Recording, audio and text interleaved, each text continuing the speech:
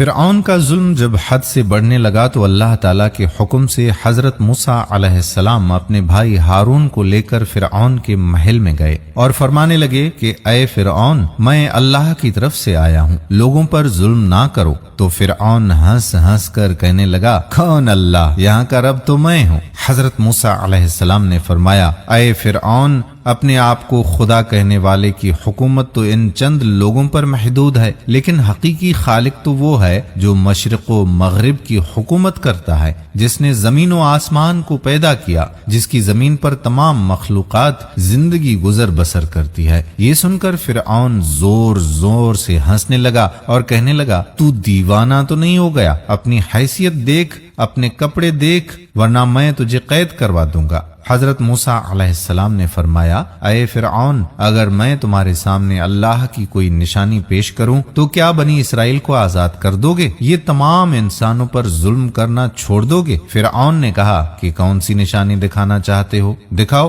اللہ تعالیٰ کے حکم سے حضرت موسیٰ علیہ السلام نے اپنے عصا کو زمین پر رکھا۔ جیسے ہی عصا زمین پر رکھنا تھا وہ فوراً اژدہا بن گیا اور محل میں گھومنے لگا۔ پھر اللہ کے نبی حضرت موسیٰ علیہ السلام نے اپنے بغل میں ہاتھ ڈال کر جیسے ہی باہر نکالا، چاند کی طرح روشن ہو گیا۔ اس معجزے کے باوجود فرعون نے سب کچھ جھٹلا دیا اور کہا کہ اے موسیٰ، کیا تم جادو کے بل پر میری سلطنت کو تباہ کرنا چاہتے ہو؟ بنی اسرائیل کو آزاد کرانا چاہتے ہو؟ تو موسیٰ علیہ السلام نے فرمایا کہ یہ جادو نہیں، اللہ تعالیٰ کی نشانی ہے۔ اس کے بعد فرعون نے اپنے لوگوں سے مشورہ کر کے مصر سے 40 ماہر جادوگروں کو اپنے پاس بلایا۔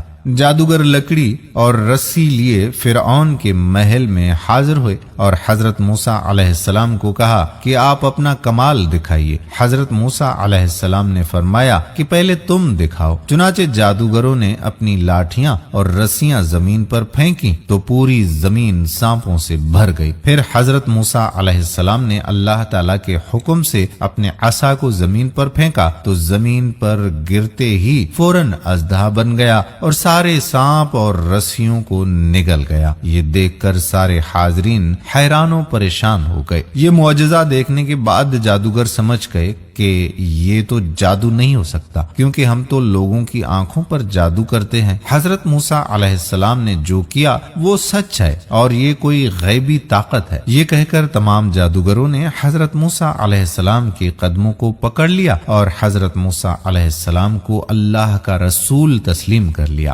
دوستو، ہو سکے تو اس واقعے کو شیئر ضرور کیجیے گا۔ اللہ پاک مجھ گنہگار سمیت تمام عالم اسلام کی بخشش فرماتے، آمین ثم آمین۔